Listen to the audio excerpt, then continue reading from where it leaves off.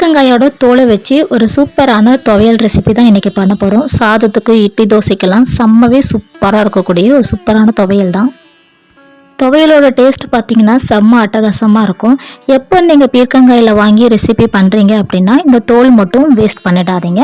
இந்த மாதிரி ரெசிபி பண்ணுறதுக்கு முன்னாடி காய் வெட்டும் போதும் தோலை தனியாக சீவி எடுத்து வச்சுக்கோங்க.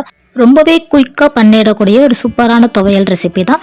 ஒரு பக்கம் நீங்கள் காயில் ரெசிபி பண்ணிட்டுருக்கீங்கன்னா இன்னொரு பக்கம் துவையல் வேலை ஸ்டார்ட் பண்ணிடலாம். கையோ துவையலும் செஞ்சு முடிச்சிட்டிங்கன்னா செம்ம டேஸ்ட்டாக இருக்கும். நீங்கள் சாதத்து கூட வச்சு சாப்பிடலாம். இப்போ இந்த காய் வேஸ்ட் பண்ண வேணாம். காய் நம்ம காய் பொரியல் செய்கிறதுக்கு எடுத்து வச்சுக்கலாம். இந்த தோலில் தான் இப்போ ரெசிபி பண்ண போகிறோம். இதுக்கு நான் மண்சட்டி எடுத்திருக்கேன். மண்சட்டியில் ஒரு 2 ஸ்பூன் எண்ணெய் விட்டுருக்கேன். நீங்கள் நார்மல் கடாய் எதுனாலுமே எடுத்து ஒரு 2 ஸ்பூன் எண்ணெய் விட்டு அதில் வதக்கிக்கோங்க.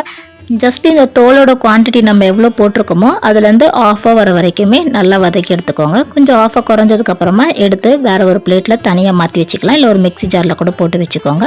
ஆறுனதுக்கப்புறம் தான் நம்ம அரைக்க போகிறோம்.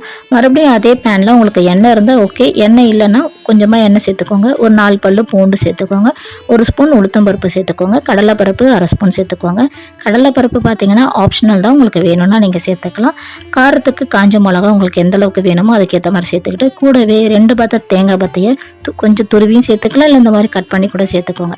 எல்லாம் நல்லா வதக்கி வந்ததுக்கப்புறம் மிக்ஸி ஜாரில் ஆறுனதுக்கப்புறம் கொஞ்சமாக புளி போட்டு உப்பு போட்டு தண்ணி விடாமல் அரைச்சி எடுத்துக்கோங்க. தண்ணி விடாமல் அரைச்சி எடுத்திங்கன்னா கொஞ்சம் உங்களுக்கு துவையல் நல்லாயிருக்கும். தண்ணி தேவைப்பட்டால் தெளிச்சிக்கலாம். மற்றபடி தண்ணி ஊற்றி நீங்கள் அரைக்க தேவையில்லை. இப்போ நீங்கள் சட்னி மாதிரி செய்கிறீங்கன்னா தண்ணி ஊற்றிக்கலாம். பட் துவையலாக பண்ணும் போதும் தண்ணி எதுவும் ஊற்றாமல் தான் அரைக்கணும்.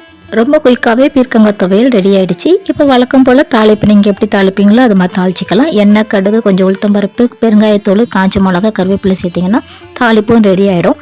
இது கூட சுட சுட சாதத்துக்கு 1 ஸ்பூன் நல்லெண்ணெய் விட்டு இதையும் வச்சு சாப்பிட்டு பாருங்கள், சூப்பராக இருக்கும்.